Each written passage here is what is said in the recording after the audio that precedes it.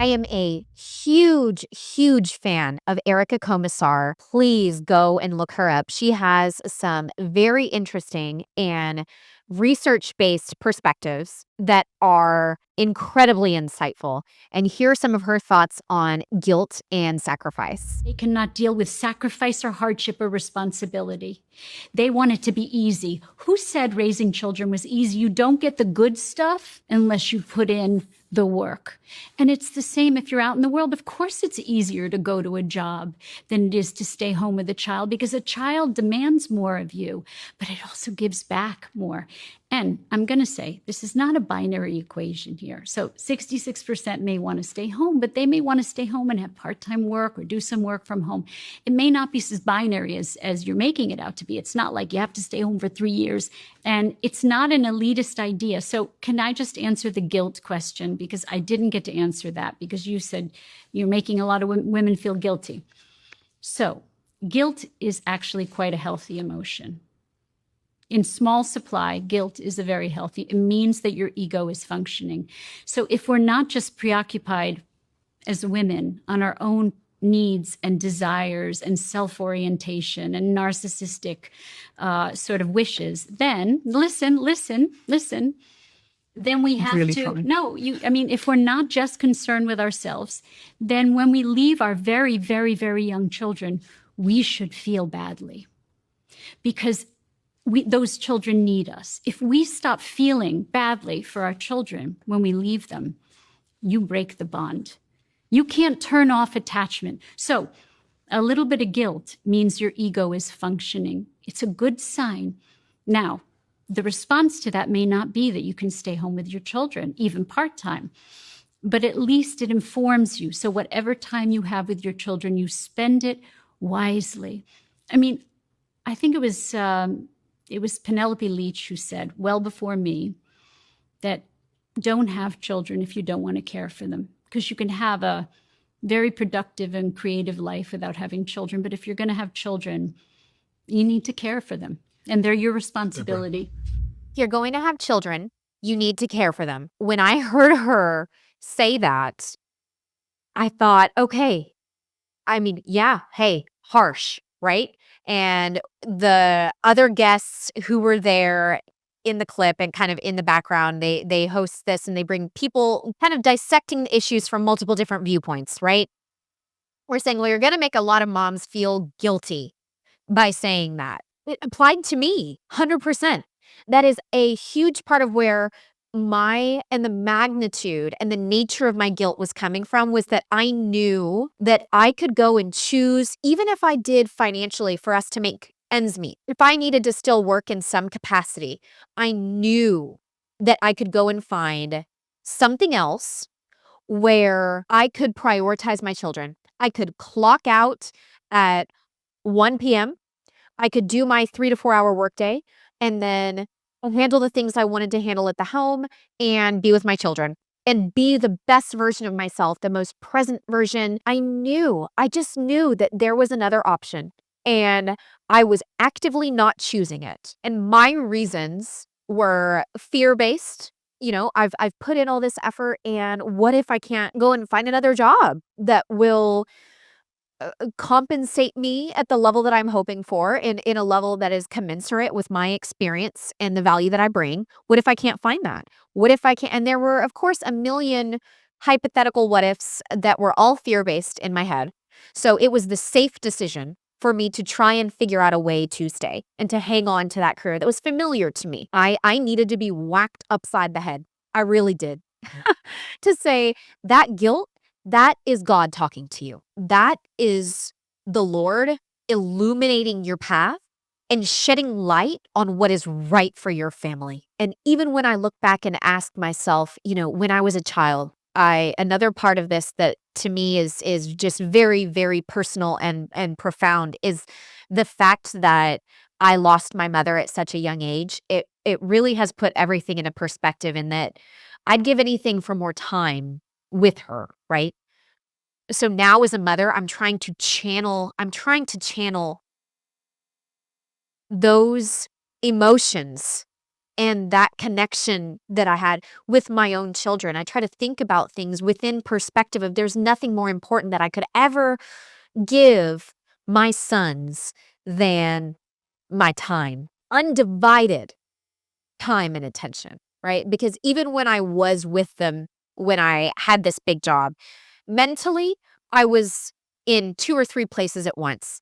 I was preparing for that next pitch call in my head, rehearsing, how I wanna approach the problem, how I can do things more uniquely, more creatively, drive more value with less resources, I was constantly strategizing to try to be better and faster and smarter and stronger at work. And then with my kids, I would show up and I wanted to be loving and playful, and I truly did my best to show up in that way with them so they wouldn't feel my stress. They wouldn't feel, that weight that I had and the guilt that I felt. And I think I did a good job at showing up and acting in that way.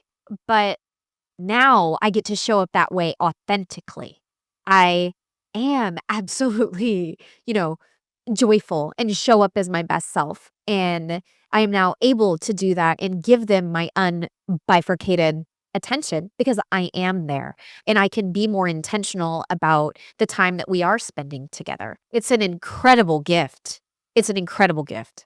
I mentioned my mother's passing, and my mother passed when I was 5 years old, and when she passed, I went to live with my father.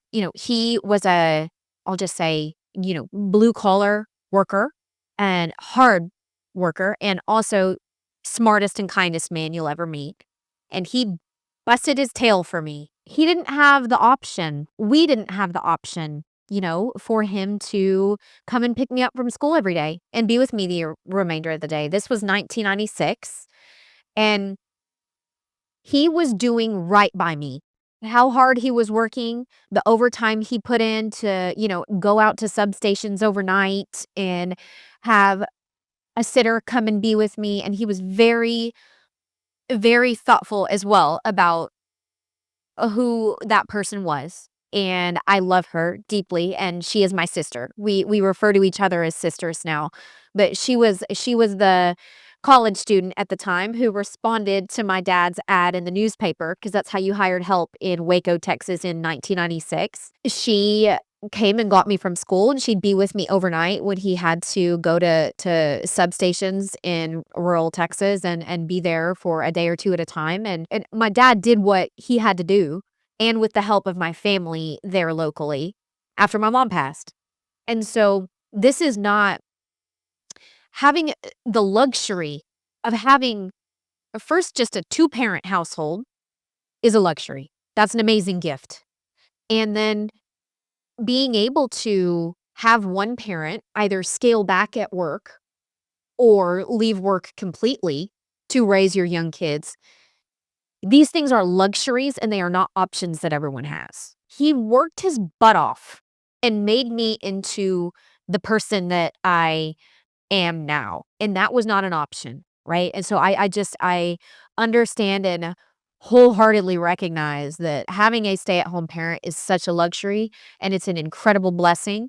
And let's say that you and your partner, you do happen to be in a two-parent household, and to make ends meet, you both have to work full-time jobs. That is a reality, and that is a necessity for many people. And ultimately, you know in your heart if that is a necessity for you or if you're choosing it, right? And that was for me, I was choosing it. I was choosing to stay in a job that wasn't very conducive to me being part-time or to just being able to clock out and be at school pickup every day and then mentally and physically be there with my kids because I didn't want to have a nanny or help because I knew that we could get by without it. So and if you are in that situation where both of you do have to work as much as you are to make ends meet, then in that scenario, let go of that guilt. Let go of it. My specific brand of guilt was trying to talk to me. It was trying to tell me, leave the job, Caitlin, and be with your kids. that is what you want. It doesn't matter if others in your professional circle or your LinkedIn network or other executives in Los Angeles are doing this or if they're not doing it. It is what is right for you. The fact that I couldn't get with the program, and get really on board with having a full-time nanny. And that is expensive. You wanna talk about cost. My lord. And they set their own rate here, basically. I had convinced myself for a long time, it seems to be working for other people, so I just haven't cracked it. I need to keep trying, and I'll be okay with it. Maybe I just need to find the right person, and then I'll be okay with it. When in reality, it was simply that I was being called to do the like, most important work that there is, which is simply being with my kids, raising them, and taking care of my household. Now that I'm in it, I get specifically irked by hearing, oh, those are low value tasks or work outside the home is more value that now I am like protective of the role that is being a stay-at-home mom, and I'm protective of the people who have chosen that because there is no more noble choice. And when you are doing that work and when you are doing it right and pouring yourself into it and consistently treating it like the most important role that it is, getting better at it, reading about it, taking care of yourself, demonstrating hard work, sacrifice. You put so much of yourself into this, and there's really no more high stakes job, right? I'm investing in the people that my children are going to turn out to be. I don't understand how anyone could look at that as either unimportant or less important than a professional role that you need a fancy gold-plated degree for. The math to me does not math in my mind whatsoever, and it's time that we have more voices and louder voices from people, I suppose, like me, who were in those high pressure, high demand, high stress, high burn careers who now have found such profound purpose and reward in raising your children and caring for your home. There's no more important work out there. If you find yourself struggling with mom guilt, ask yourself more about the nature of that guilt and reflect on where it's coming from and what it is trying to tell you because it is knowledge, it is information. And if you are feeling something, then I do absolutely believe it is very important that you acknowledge it and you take a hard and potentially painful look at it too. Because as I shared in my scenario, it was very clear what I needed to do. So if you're feeling guilt and shame and that is bringing you and your family hardship, I would take a look at why. But if you are feeling it and you know that the decisions and the way that you're living your life right now are in the best interest of your kids, let it go. Let it go. Pray on it, turn it over to the Lord, let it go. If that guilt is founded and you feel it is legitimate and it is something where you are being guided on a different path, listen to that voice. Listen to that voice and pray and reflect on it. Give it the attention that it is due because it was a sign. It was an absolute sign for me. And when you listen to it and then you're able to come up with an actionable plan and live in congruence with your own values, it opens up an entirely different level of fulfillment and happiness.